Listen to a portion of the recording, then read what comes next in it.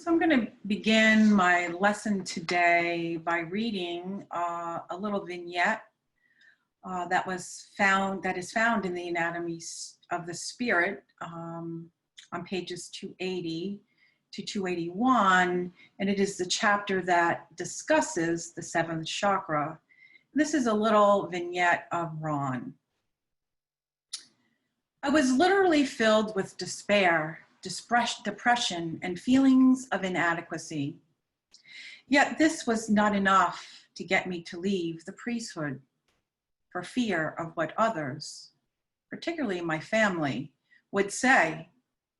I was living in fear of the tribal mind. Then a series of events forced me to confront myself, my loneliness, and a difficult situation that brought everything to a head. I really believed I was committed to advancing my spiritual consciousness within the work that I did in the Catholic Church. But a deep conflict developed between a particular bishop and myself. During that same time, I received an invitation to appear on the Joan Rivers show. I was then having, as you would say, an identity crisis. I had spent 25 years as a priest, but Joan Rivers introduced me as a spiritual healer who heals with prayer. It was as if someone had hit me with a hammer and said, "This is your identity now." That is when the light began to come back into my life.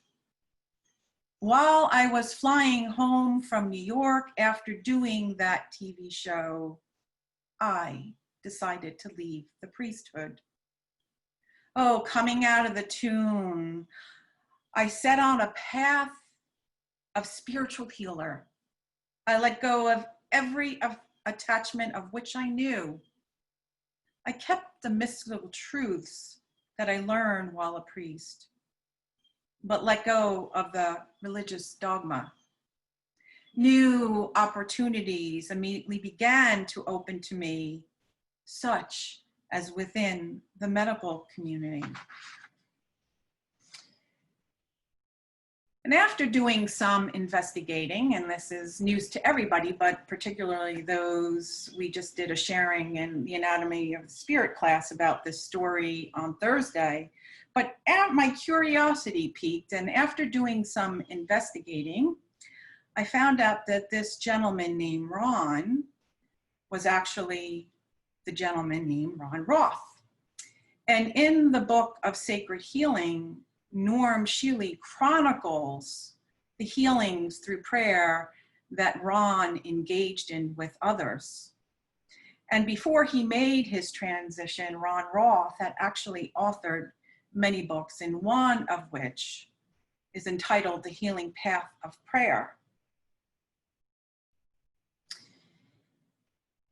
So many of us can relate to having the experience of asking questions like, who am I? Why am I here? What's my purpose? And many of us have had the experience of being like a fish out of water within our own families, within our places of employment, within the religious institutions that we were raised in, and in fact, the experience of feeling like a fish out of water within our very own skin. And when we have this so-called identity crisis arise, we don't recognize it at first as a spiritual crisis. We think, it's just a phase that I'm going through that's just going to pass. And we often seek respite, we seek solutions and turning to the outside world. We falsely believe, if only the people in my life would change, I'd be okay. And you know, if I could just land that dream job, attract that perfect partner, or if I could just have oodles and oodles of money manifesting like a money magnet, well, then I will be happy. And often we seek to quell that discontent, the feelings of loneliness, of dissatisfaction, by consuming lots of food or alcoholic beverage, or consume hours and hours of TV. And we even enjoy taking numerous shopping sprees, even if they are online, to find respite, only to discover that they only quiet us maybe for a moment. But that discontent continues to rise. And even still, some of us, many of us, can seek to have a physical makeover.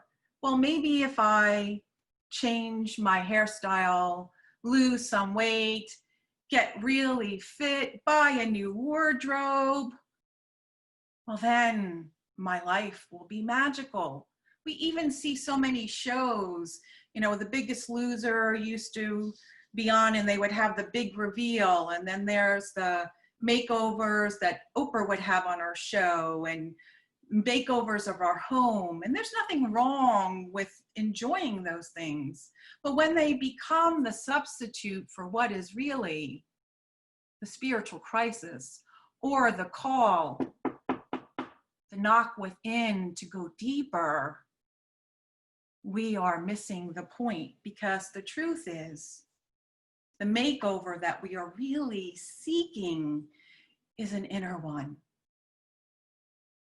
When we have that discontent with the roles that we're playing, who we are, or that confusion come up, and we recognize it as a spiritual crisis.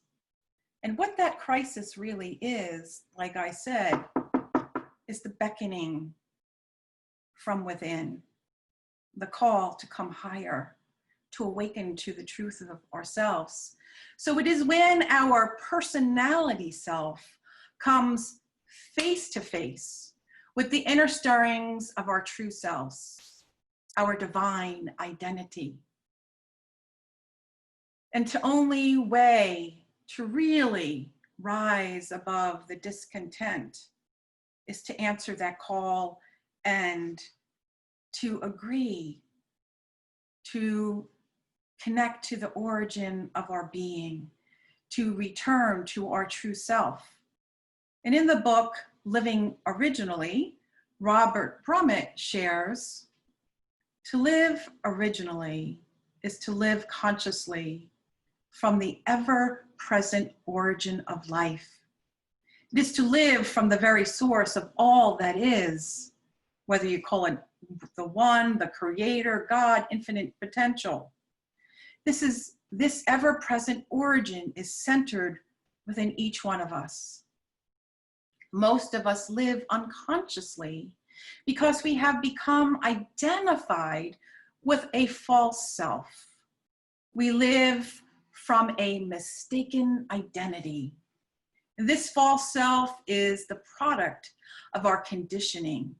It is a manufactured sense of self, and it is unoriginal. So just to review what he's meaning to live originally, a lot of times when we hear the word original, we think unique, one of a kind. But how he's using it here is to mean to live from our origin self, from the origin who is the source of all creation, of the divine that speaks to us through that flame that is alive within us. And the false self here, we have many names for it. It is our conditioned self, our personality self, we can call it our egoic self. But basically, it is the persona we take after projections and conditionings of the world, whether it be from our families, from our teachers, our society, the culture we are in, and so on and so on. And the only way to answer the call when we have that identity crisis, to live from the origin, is to have a transformation of consciousness. So when we live originally, we are agreeing that we want that transformation of consciousness. But to really solidify what that means to live originally, again, it means that we live from our center outward. What is alive within us is what informs everything we do. As I looked further into the story of Ron Roth, that conditioning he was given to be the priest, and what a priest should believe, and what the Catholic dogma he felt was falsely teaching of the deeper meanings of the master teacher, Jesus. And there was conflict that ensued with the higher ups, the bishops, who wanted to hide the sexual assault that was happening within the priesthood. And he didn't feel comfortable with that. And he didn't agree with the conditioning of the religion that taught him that he was superior because he was ordained than the parishioners, or that we were born as sinners, and so on and so on. And so that was so ingrained, as well as, hey, when you become a priest and you are ordained, it is a lifelong thing. And so as we begin to listen to the call within, it is only then that we can live authentically. Because how that outpictures in our lives, although we may have roles in this life as teacher, as minister, as doctor, accountant, as tech gurus, or so on and so on. And yes, within that, we may have the ability to share our gifts, but nevertheless, we are not all that comes with that quote unquote role. And when we agree to live originally, we are not defined by who our family says that we should be, what our culture thinks we should be, or our environment. I know when I said that I wanted to be a minister, and that awakened within me, there are some people who think that a minister should not share, their shortcomings and their struggles. And I knew that was not being authentic, because even though I know intellectually and in my heart the truth of me, I also know I inhabit a physical reality, and that is divine too. It is my humanness. And yes, I have a personality self, but as I learn the distinction, I can embrace both of them. And I knew when Jesus spoke of to be in this world, but not of it, it didn't mean that we deny our families and our cultures and curse them. But to be in this world, but not of it, means that yes, I too, like you, have human experiences. I have lost a home. My son had suffered from severe depression. I've had physical ailments with my back, but I also rise and share my divinity as I claim my I am. And that is what we are all here to do. We are not to live from false self. So to be in this world, not of it. And the master teacher was also in this world. And he said that you will have trials and tribulations, but you shall overcome it as I have, meaning that we see it, We know it with our physical eyes, but we rise in our authentic selves and we answer the call from within. So like I said a couple of minutes ago, to live originally requires a transformation in consciousness. And we use that word a lot. I use it a lot. It's part of our purpose statement here at Unity by the Shore. Robert Grommet makes a distinction between spiritual translation versus spiritual transformation. And he says it's very important because we have 4 levels of consciousness. When we just think we are only human and that we are victims of the world we see, we are in victim consciousness. And then when we learn about translational spirituality, which I'm going to explain in a moment, we're like, oh, I see that my thoughts create realities, and if I have a desire of my heart, I can manifest it. And then I rise to the consciousness of Victor. And in that consciousness of Victor,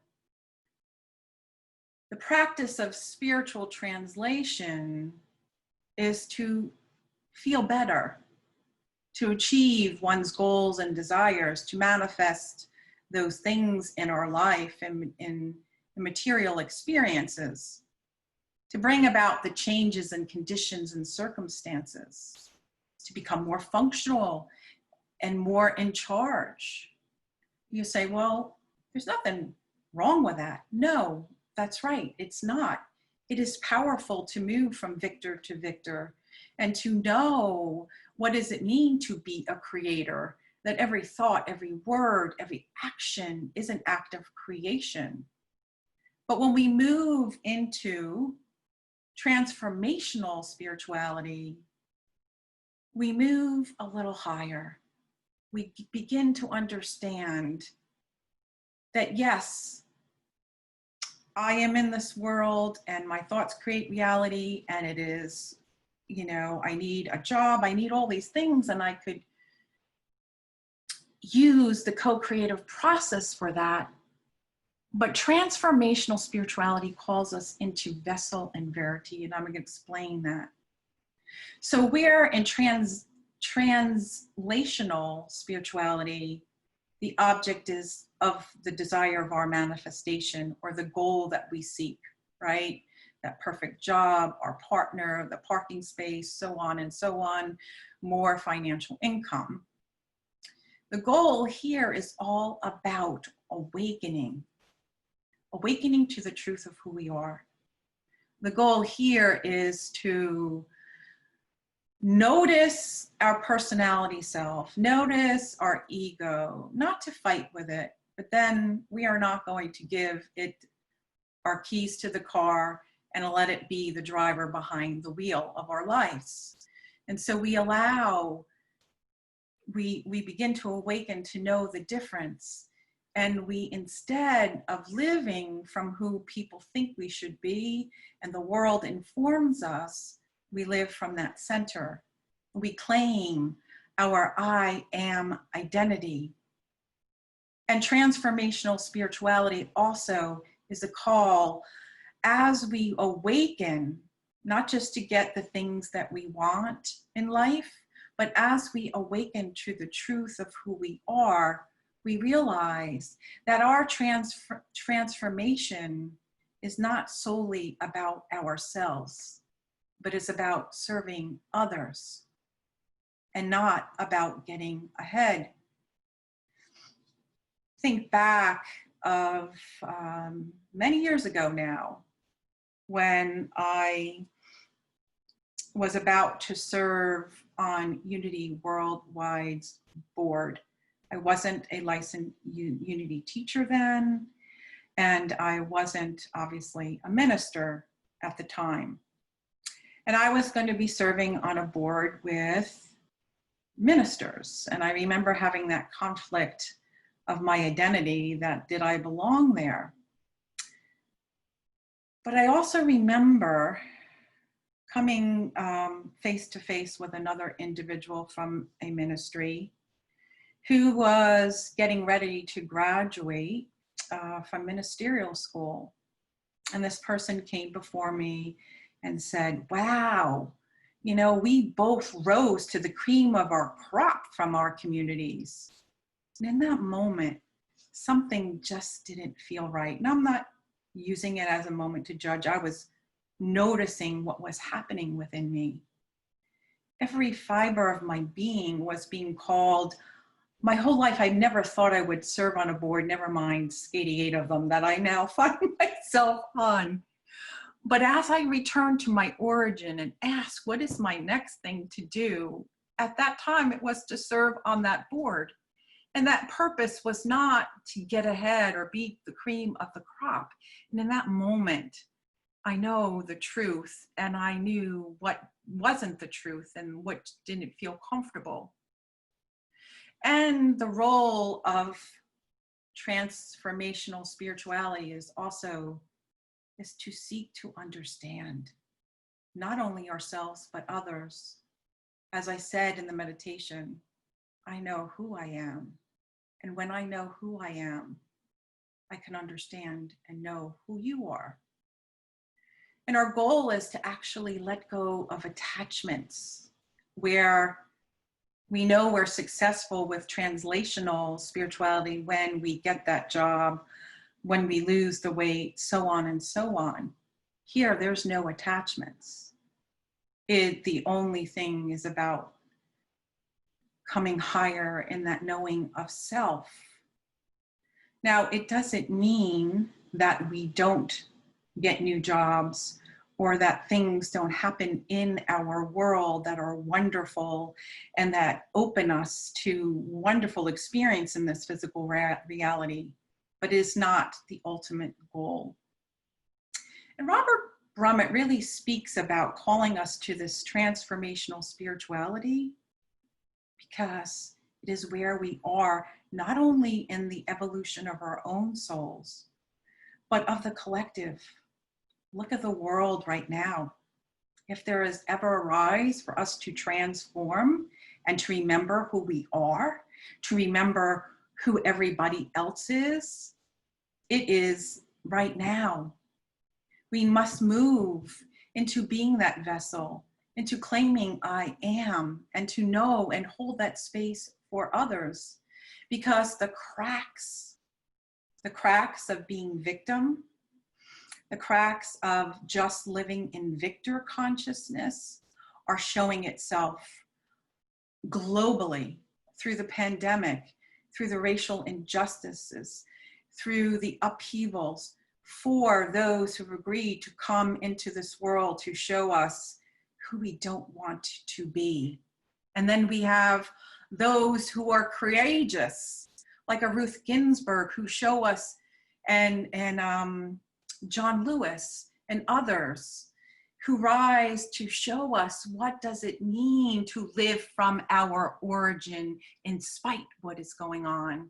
And they become the vessel and live in verity.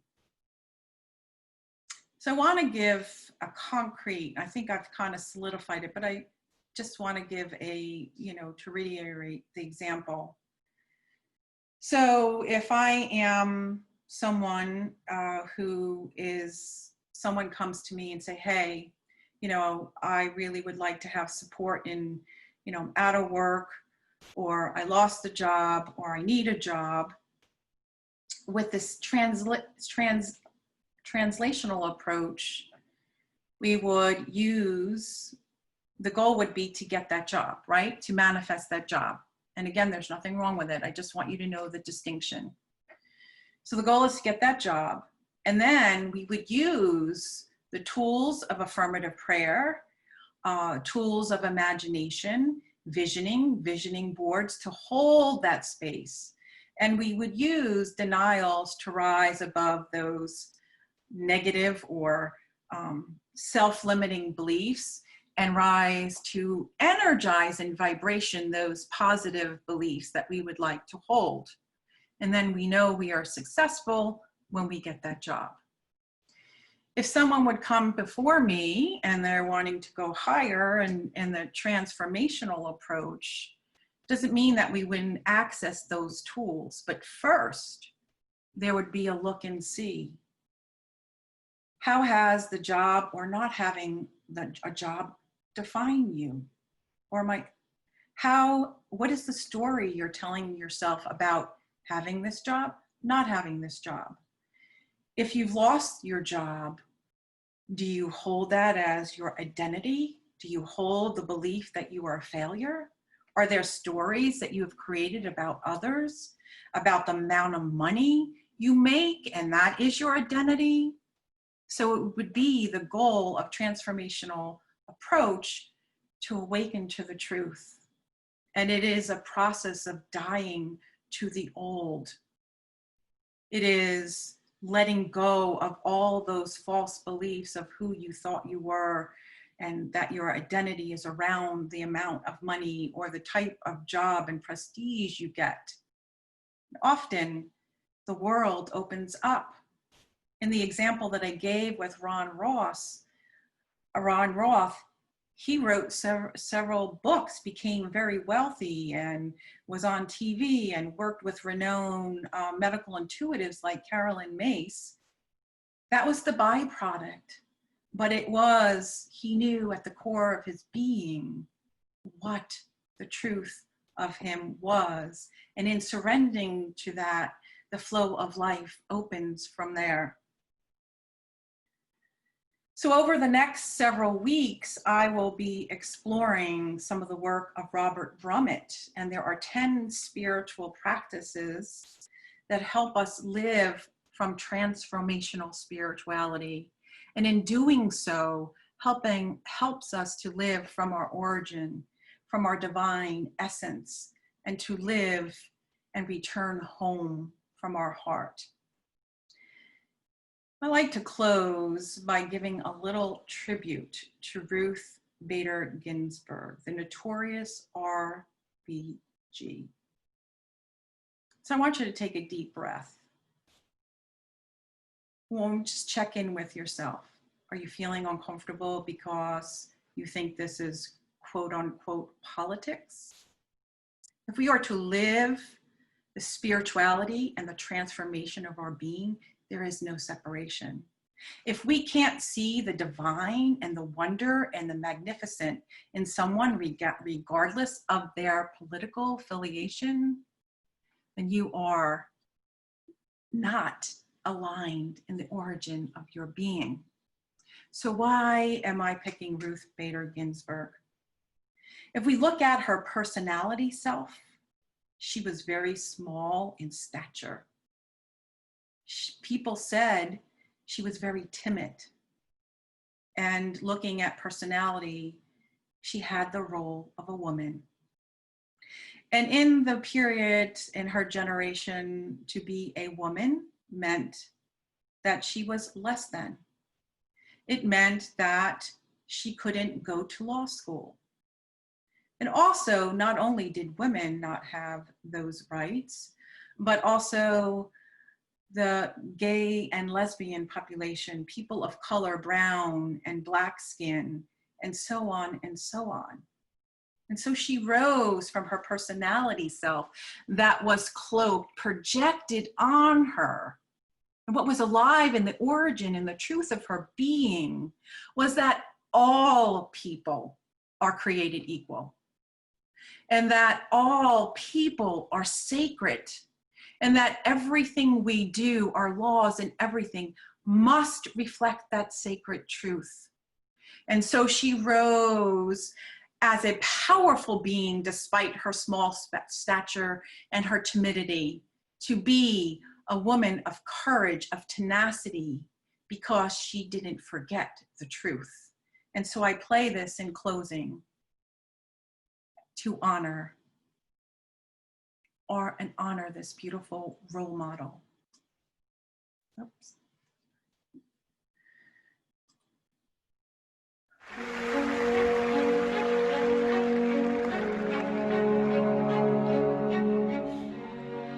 When you feel taking all that you can take, and you're sure you're never gonna catch a break, and the tears are rivers running down your face, yeah. When your faith is low and you got no strength left, when you think you're gone as far as you can get, and you turn around now to take another step. Oh, I will take up the struggle.